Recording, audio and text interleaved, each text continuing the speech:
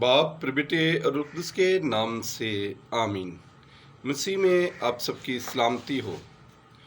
आज हम साल के दौरान 12वें हफ्ते की जुमेरात की तिलावतों पर ध्यान और ज्ञान करते हैं। आज की पहली तिलावत दूसरा मलूक और आज की अंजील मुकद्दस मत्ती की अंजील और उसके 7वें बाप में से ली गई है।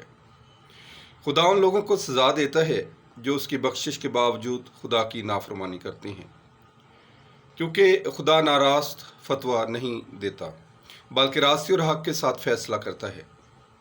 हमारा खुदा सदाकत और अदल का बादशाह है, उसकी हुकूमत और बादशाही लाजवाल है। मगर लोग अपनी बुरी रवशों, सख्त दिली और सख्त गर्दन रवैयों की वजह से अपने खाल के हकीकी से बेरवी अख्तियार करते हैं। शाह बाबल नबूकतनसर अबरानियों को उनके पेशवरों के साथ असीर बनाकर बाबल में ले जाता है। हर असीरी अबरानियों के लिए तौबा, तब्दीली और तजदीद का मौजब बनती है। खुदावंद यीशु मसीह अहद अतीक और अहद जदीद का दरमियानी होते हुए मसीह मोमिन को रियाकारी की ज़िंदगी से परहेज़ करने के लिए फरमाते हैं। हमारा कौल फेल में तजाद नहीं होना चाहिए ताकि हमारा किरदार हमारे ईमान के मुताबिक हो। यीशु नासरी इब्ने मरियम साहिब अख्तियार की तरह तालीम देते हैं, इसलिए कि यीशु की तालीम का मरकज़ महवर खुदा की बादशाहत और रज़ाए खुदावंदी को पूरा करना है। ताहम ना जैसा मैं चाहता हूँ बल्कि जैसा तू जाता है। मुकद्दस मत्ती की अंजील उसका 26 बाप और उसकी 39वां आयत।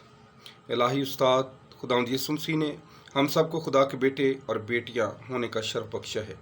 यहाँ ये बात रोज़े रोशन की तरह अयां है कि हमारे खुदावंद यीशु मसीह ने निजात की तरीक़ में मंसूबा निजात को बड़ी दलेरी और जुर्रत के साथ पाया तकमील तक पहुँचाया है। मौजूदा हालात में यीशु हम सबको दावत देते हैं कि अपनी ज़िंदगी में मसीही तर्ज ज़िंदगी की गवाही दें। मुकद्दस अर्नीसियस फरमाते हैं कि खुदा का जाल इसमें है कि इंसान भरपूरी की ज़िंदगी बसर करे। और याद रखें कि हमारी ज़िंदगी में गवाहियाँ तो बहुत हैं, लेकिन यीशु के गवाह बनने की ज़रूरत है। जब हम उसके गवाह बन जाएंगे तो हमारी ज़िंदगी में खुदावंद यीशु मसीह मौजूद होगा। आज का दिन मेरे लिए, आपके लिए बाइस से बरकत ठहरे। आमीन।